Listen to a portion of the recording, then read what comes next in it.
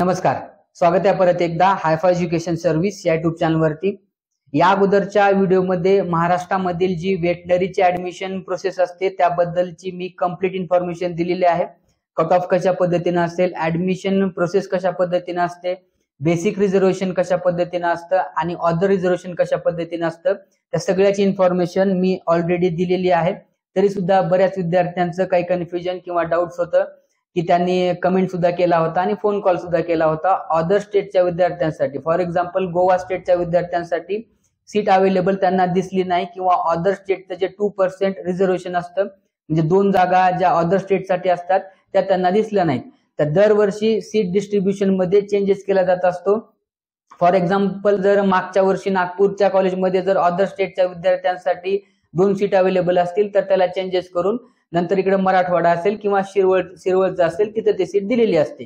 ते अपडेटेड नव्हती। या वर्षी जर ते अपडेट झालं तर त्याबद्दलची सुद्धा इन्फॉर्मेशन असंच व्हिडिओच्या माध्यमातून किंवा व्हॉट्सअप ग्रुपच्या माध्यमातून देण्यात येईल। या व्हिडिओमध्ये मात्र आपण VCI veterinary counselling of India जे की ऑल इंडिया लेवलची असते त्याबद्दलची कंप्लीट इन्फॉर्मेशन घेणार आहोत।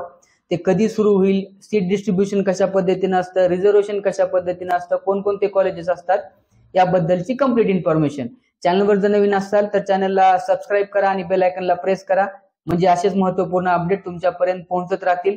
आणखी ज्याही विद्यार्थ्यांनी वेटनरीचा जो व्हॉट्सअप ग्रुप आहे तो जॉईन केला नाही त्यांनी तो जॉईन करून घ्यायचा आहे। त्याची लिंक खाली डिस्क्रिप्शन बॉक्स मध्ये आहे, तिथून जाऊन तुम्ही जॉईन करून घेऊ शकता। चला तर मग सुरू करूया। VCI veterinary counselling of India ही जी काउन्सिलिंग आहे ही ऑल इंडिया लेवलची काउन्सिलिंग आहे। या काउन्सिलिंगच्या माध्यमातून देशभरातील जेवढे काही गव्हर्नमेंट ऍडेड आणि प्रायव्हेट कॉलेजेस आहेत या सगळ्या कॉलेजेसच्या 15% जागा भरल्या जात असतात।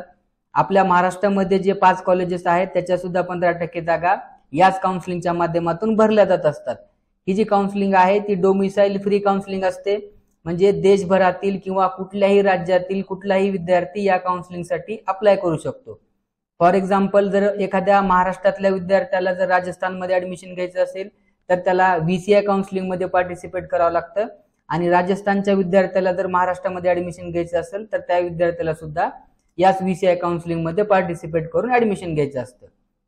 याची जी वेबसाईट आहे ती www.vciadmissions.nic.in या वेबसाईटला व्हिजिट करून कधी ऍडमिशन प्रोसेस सुरू होईल किंवा अपडेट काय असेल त्याची इन्फॉर्मेशन तुम्ही बघू शकता। आणखी ती वेबसाईट अपडेट झाली नाही तर VCI ची जी काउन्सिलिंग आहे ते 9 ते 10 तारखेपर्यंत सुरू होईल। त्यानंतर इलिजिबिलिटी क्रायटेरिया जो महाराष्ट्रामध्ये आहे तोच VCI म्हणजे ऑल इंडियाच्या काउन्सिलिंग मध्ये आहे, 12वी बोर्ड प्लस नीट। त्यानंतर एज लिमिटचा जो आहे तो 17 वर्ष कंप्लीट असलं पाहिजे 31 डिसेंबर 2024 पर्यंत। यावर्षी महाराष्ट्र असेल किंवा ऑल इंडियामध्ये असतील VCI चे बरेचसे कॉलेजेस जे आहेत ते ऍड होणार आहेत। त्याचं ऑफिशियल नोटीस आणखी आलं नाही पण काही दिवसामध्ये येईल। ते आल्यानंतर सुद्धा त्याची सुद्धा इन्फॉर्मेशन असंच व्हिडिओच्या माध्यमातून देण्यात येईल। VCI काउन्सिलिंग मध्ये रिझर्वेशन कशा पद्धतीने असतं तर महाराष्ट्राच्या काउन्सिलिंगचा जर आपण विचार केला तर इथं 2 टाईपचं रिझर्वेशन असतं। एक तुमचं जे बेसिक रिझर्वेशन आहे, त्याच्यानंतर दुसरं अदर रिझर्वेशन ज्याला म्हणलं जातं। PAP असेल, ऍग्रीकल्चर असेल किंवा अदर जे काय असेल तर ते VCI काउन्सिलिंग मध्ये नसतं। इथं फक्त तुमचं जे बेसिक रिझर्वेशन आहे SC, ST, EWS आणि OBC या 3 कॅटेगरीचे किंवा 4 कॅटेगरीचं रिझर्वेशन अवेलेबल असतं। बाकी कुठलंच रिझर्वेशन VCI काउन्सिलिंग मध्ये दिलं जात नाही। 15% रिझर्वेशन जे आहे ते SC कॅटेगरीला असतं, ST कॅटेगरीला 7.5%, EWS कॅटेगरीला 10% आणि 27% जे आहे ते OBC कॅटेगरीला दिलं जात असतं।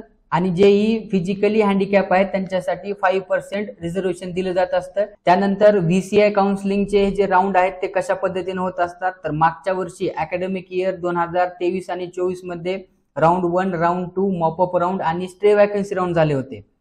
तर या सगळ्या राऊंडला फ्रेश रजिस्ट्रेशन अवेलेबल केलं होतं, पण जेही विद्यार्थी सुरुवातीला फ्रेश रजिस्ट्रेशन करतील त्यांना परत रजिस्ट्रेशन करण्याची आवश्यकता पडत नसते। पण जर मॉपअप राऊंड आणि स्टे वॅकन्सी राऊंडला जर त्यांनी सिक्युरिटी डिपॉझिट जर जमा करायला सांगितलं तर ते मात्र तिथं पे करावं लागतं। त्याच्यानंतरच आपल्याला मॉपअप राऊंड किंवा स्टे वॅकन्सी राऊंड मध्ये चॉईस फिलिंग करता येत असते। ऑल इंडिया लेवलची जी काय काउन्सिलिंग असते त्याचे काही नियम किंवा काही कंडिशन असतात। ज्याही विद्यार्थ्यांना मॉपअप राऊंड मध्ये जर एखादं कॉलेज मिळालं तर ते त्यांना घ्यावंच लागतं, अदरवाईज तो विद्यार्थी त्या काउन्सिलिंग मधून बाहेर पडत असतो. स्टे वॅकन्सी राऊंड पर्यंत त्या विद्यार्थ्याला जाता येत नाही. ज्याही विद्यार्थ्यांना सुरुवातीपासून राऊंड 1 असेल, राऊंड 2 असेल किंवा मॉपअप राऊंड असेल, त्या विद्यार्थ्यांना जर एखादं कॉलेज मिळालं नाही तर त्या सगळ्या विद्यार्थ्यांना स्टे वॅकन्सी राऊंड पर्यंत जाता येत असतं. जेवढे काही VCIच्या मार्फत राऊंड होतील ते सगळे ऑनलाईन होतील. ऑफलाईन राऊंड बद्दल जर काही असेल तर VCI त्याची सेपरेट नोटीस देत असतं की जे काही कॉलेजेस असतील ते ऑफलाईन पद्धतीनं सीट भरतील म्हणून, पण सहसा जेवढे काही राऊंड आहेत ते सगळे ऑनलाईन पद्धतीनंच असतात. जसं की मी सांगितलं होतं, ऑनलाईन स्टे वॅकन्सी राऊंड जो आहे तो सगळ्यासाठी नसतो. ज्याही विद्यार्थ्यांना मॉपअप राऊंड पर्यंत एखादं सीट मिळालं नाही त्याच विद्यार्थ्यांना स्टे वॅकन्सी राऊंड पर्यंत जाता येत असतं. स्टे वॅकन्सी मध्ये VCI कडून काही डिपॉझिट जमा करावं लागत असतं. तर ते जे डिपॉझिट आहे ते 50,000 रुपये असतं जनरल, OBC आणि EWS साठी. त्यानंतर SC, ST आणि फिजिकल हँडिकॅप या विद्यार्थ्यांसाठी 25,000 रुपये डिपॉझिट तिथं जमा करावं लागत असतं. त्याच्यानंतर तुम्हाला स्टे वॅकन्सी राऊंड मध्ये पार्टिसिपेट करता येतं. आणि जर तुम्ही स्टे वॅकन्सी राऊंड मध्ये एखादं कॉलेज मिळालं आणि जर ते तुम्ही घेतलं नाही तर ते तुमचं डिपॉझिट पण जप्त होतं आणि तुम्हाला VCI काउन्सिलिंग मधून सुद्धा बाहेर काढलं जात असतं. हा एक महत्वाचा पॉइंट आहे. त्यानंतर बेसिक गोष्ट कशा पद्धतीने असते रजिस्ट्रेशन करण्याची, तर राऊंड 1 ला तुम्हाला रजिस्ट्रेशन आणि पेमेंट ऑफ फीज करावं लागतं. त्यानंतर चॉईस फिलिंग केल्यानंतर ते चॉईस फिलिंग तुम्हाला लॉक करावी लागत असते. जर तुम्ही सुरुवातीला रजिस्ट्रेशन केलं तर जेवढे काही राऊंड होतील तेवढ्या राऊंड पर्यंत तुम्हाला काही रजिस्ट्रेशन करण्याची आवश्यकता नाही. तुम्हाला फक्त चॉईस फिलिंग करायची असते. आणि जसं की मी आपल्याला सांगितलं होतं, जर मॉपअप राऊंड पर्यंत जर तुम्हाला कॉलेज मिळालं नाही तर तुम्ही शेवटच्या राऊंड पर्यंत जाऊ शकता, स्टे वॅकन्सी राऊंड पर्यंत. त्यानंतर VCI काउन्सिलिंग मध्ये सीट कशा पद्धतीनं कन्वर्ट होत असतात. जर एखादा ST PWD चा कॅटेगरी असेल तर ती ST मध्ये कन्वर्ट होत असते. म्हणजे ST PWD जर कॅन्डिडेट तिथं अवेलेबल नसेल एखाद्या राऊंड मध्ये तर ती जी सीट आहे ती फक्त ST कॅटेगरीला दिली जात असते. SC कॅटेगरी PWD अवेलेबल नसेल तर SC कॅटेगरीला ते दिली जात असते. म्हणजे फिजिकल वर्किंग डिसॅबिलिटीचा जर एखादा विद्यार्थी त्या कॅटेगरीमध्ये अवेलेबल नसेल तर ते फक्त त्याच कॅटेगरीला ती सीट दिली जात असते. OBC PWD कॅटेगरी जर नसेल तिथं अवेलेबल तर ती OBC म्हणजे फक्त OBC ला दिली जात असते.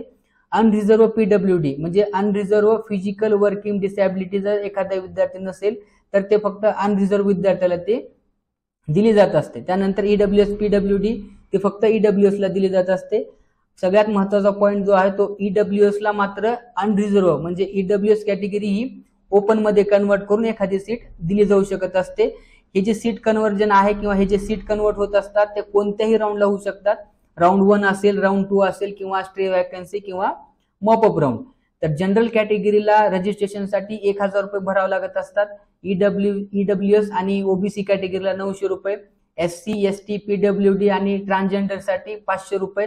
मॉपअप राऊंडला मात्र तुम्हाला सिक्युरिटी डिपॉझिट भरावं लागत असतं. जनरल, OBC, EWS आणि PIO जे काय अदर स्टेटचे विद्यार्थी आहेत त्यांच्यासाठी 10,000 रुपये सिक्युरिटी डिपॉझिट तुम्हाला जमा करावं लागतं. SC, ST आणि PH फिजिकल वर्किंग डिसॅबिलिटी आणि ट्रान्सजेंडर यांच्यासाठी 5,000 रुपये असतं. स्टे वॅकन्सी राऊंडला 50,000 रुपये असतं. जनरल, OBC आणि EWS त्याचबरोबर PIO कॅन्डिडेटसाठी.